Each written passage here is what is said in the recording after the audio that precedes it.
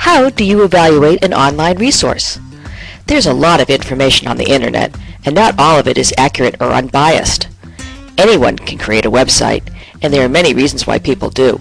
So, how can we tell if the information on a website is reliable or not? A good researcher or consumer of information should question and evaluate their sources. One way to do this is by using the 5 W's. Who, what, when, where, and why. Let's start with the who. Ask yourself, who published the website, and are they qualified? When looking at the site, is it clear who the author is? Look for an About Us, Frequently Asked Questions, Background, or Biography section. If there's not a personal name attached to the site, is there information about the publisher or the organization? Has the author provided contact information? Name, email, address, or phone number?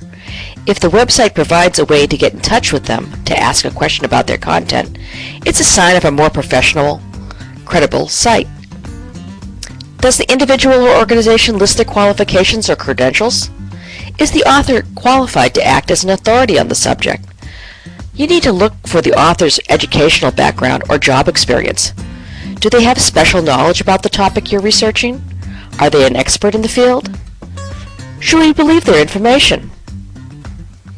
Next question we need to ask is what? What is the purpose of the site? Understanding the purpose of a site can help us determine if the information on it may be biased. Bias means being prejudiced in favor or against one thing, person, group compared with another. So read the information on the page carefully. Is the website trying to sell something? Or is it trying to persuade the reader to a point of view? Or are they just providing facts? Sometimes there will be a paragraph about the purpose of the site. Look around for a mission statement, but you will probably have to decide yourself by reading the information on the web page. If they are selling something or trying to persuade you, you should consider the information may be biased. That doesn't always mean the information is unusable, but you may have to search out other points of view on a different source to get the whole story on the subject. What does the website look like? Is it professional looking, or does it look like a personal site? Are there any spelling or grammar errors? How well a website is put together can be an indication of the quality of their information. Check out the links on the site. Do they connect to other sources that look reputable? If not, you might want to look for a better source. Next question is when? When was the website last updated? Look for a site date at the top or the bottom of the home page. This will indicate when the website was last updated. If the information is old or there is no date provided, how can you tell if the information is still reliable? Statistics that are not dated are the same as an anonymous information.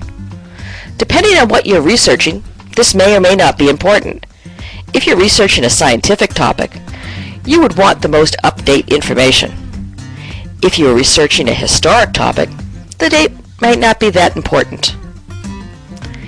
Next thing you need to ask is where? Where is the information coming from? Where did the author get his information? If the information is not original resource, look for citations or a bibliography for where the author got his information.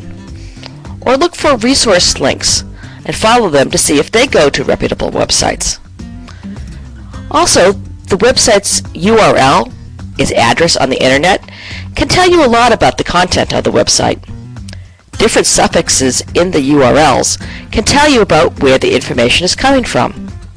A .edu in the URL is from an educational institution, such as a college or school. Just be careful it's not a student's class project. If you see the words user or a symbol that's a little line called a tilde in the URL, it means it's a personal web page and should be looked at closely.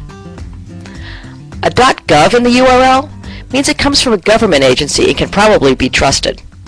A .org in the URL means it's from an organization, and if the organization is reputable, their information is also probably good.